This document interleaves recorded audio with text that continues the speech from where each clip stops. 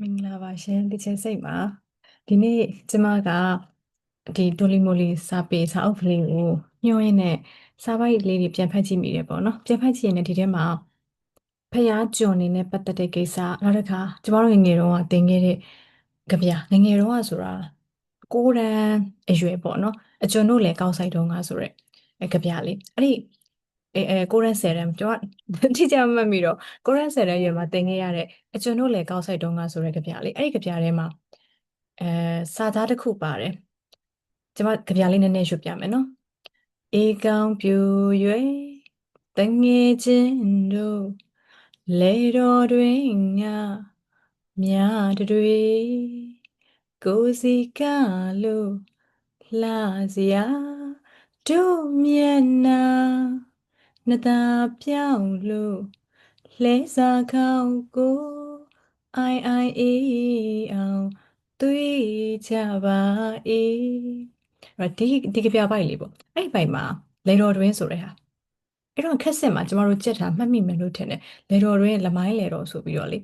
အဲ့လမိုင်းလေတော်ပဲပါပြီးတော့လမိုင်းလေဆိုတာဘာလဲဆိုတော့ကျမတို့ထပ်ပြီးတော့မလေ့လာဖြစ်ဘူးပေါ့နော်ကျမတို့ကိုယ်တိုင်မလေ့လာတာစာချက်ဖို့ပဲအာရုံစိုက်နေတော့လေ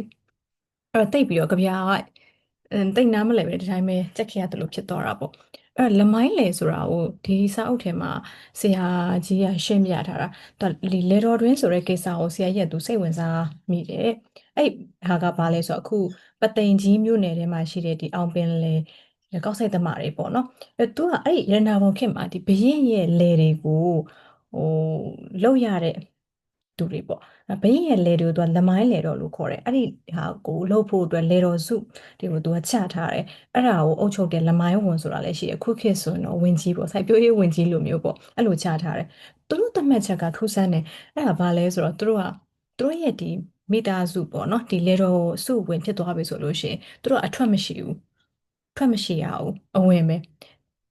အတိတ်ပဲကတော့ဒီလူလျော့သွားမှာကိုစိုးတယ်ပေါ့နော်အဲ့တော့ဘရင်ရဲ့အမိန့်နဲ့သတ်မှတ်ချက်ချထားတာသူတို့ရဲ့မိသားစုဝင်တွေကဘသူပဲဖြစ်ဖြစ်အိမ်အောင်ပြုတာဘာညာဆိုလို့ရှိရင်ဘသူပဲဒီလူတွေနဲ့ကြိုက်ကြိုက်ဒီမိသားစုတွေပဲဝင်ရမယ်အပြင်ခေါ်ထုတ်ခွင့်မရှိဘူးဒီတွေကကောင်မလေးတယောက်ကအပြင်တာမန်လူတယောက်နဲ့ကြိုက်လို့ရှိရင်အဲ့တာမန်လူကလည်းတော့စုဝင်ဖြစ်သွားမယ်ဒီတည်းကယောက်ျားလေးကလည်းအပြင် main ကလေးနဲ့ကြိုက်လို့ရှိရင်အဲ့ဒီအပြင် main ကလေးလည်းတော့စုဝင်ဖြစ်သွားမယ်ပေါ့ယောက်ျားလေးဖြစ်ဖြစ် main ကလေးဖြစ်ဖြစ်ဘယ်သူနဲ့ပဲဒါပတ်သက်သူတို့တွေကိုဝင်ရတယ်အဲ့တော့ဘာဖြစ်သွားလဲဆိုတော့ဒီတာမန်မိသားစုဝင်နေပေါ့နော်လူတွေကလွတ်လပ်မှုမြတ်နိုးရဲဆိုတော့လေတာမန်မိသားစုဝင်တွေကဒီလေတော်စုဝင်နေနဲ့မပတ်သက်ဖို့ကင်းကင်းရှင်းရှင်းနေဖို့ပေါ့အဲ့လိုမျိုးနေရနေပြီးတော့သူတို့ကဒီခွဲခြားခံရတဲ့ပုံစံမျိုးဖြစ်သွားတာဖះကျွန်နေလဲအဲ့လိုပဲပကံခေတ်မှာဖះကျွန်နေထားရတယ်ဖះကျွန်နေရလဲအဲ့လိုပဲသူတို့ရဲ့ဘယင်တွေအတွက်ကြတော့လေဒီလူတွေကတဖြည်းဖြည်းနဲ့သူဒီဖះမှာဒီဖះနဲ့ပတ်သက်ပြီးတော့ဝေယဝစ္စတွေကိုလုပ်ပေးမဲ့လူမိသားစုတွေကအာလူမျိုးအိမ်အောင်ပြုတ်ရင်ဘာညာနေရော့ပါသွားမှာကိုသူတို့ကစိုးရိမ်နေအဲ့ဒါကြောင့်မလို့စိတ်ကန့်ကြက်သတ်မှတ်ထားတာပေါ့အဲ့လိုမျိုးမဝင်မဲရှိရမယ်အထွက်မရှိရဘူးအဲ့တော့အမ်ဖះကျွန်တို့အလဲတော်စုလို့ပြောလို့ရှိရင်လူဒန်းစားခွဲခြားတဲ့ပုံစံမျိုးတွေအရင်ခေတ်ကအဲ့ဒီအစွဲတွေရှိခဲ့တာဒါကြောင့်မလို့ဇက်ကားတွေထဲမှာဆိုလို့ရှိရင်ပါတယ်လीနော်ဒီ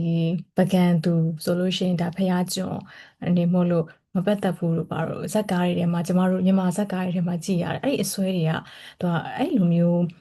ဖြစ်ခဲ့တာလို့ကျမတို့ကဆက်ဆက်ပြီးတော့တွေးကြည့်လို့ရတယ်အဲ့ဒါကဒီစာအုပ်ထဲမှာကျမဖတ်လိုက်မိတဲ့အကြောင်းအရာတစ်ခုပေါ့နော်ဒါပေမဲ့ဒီစာအုပ်ကိုကျမကိုရန်ဆယ်တန်းကိုတင်နေတဲ့အချိန်မှာဒီစာအုပ်ကမဖတ်မိဘူးဖတ်မိတော့ကလေးတွေကိုမပြောပြဖြစ်လိုက်ဘူးပေါ့နော်အဲ့ဒါကြောင့်မလို့ကျမရဲ့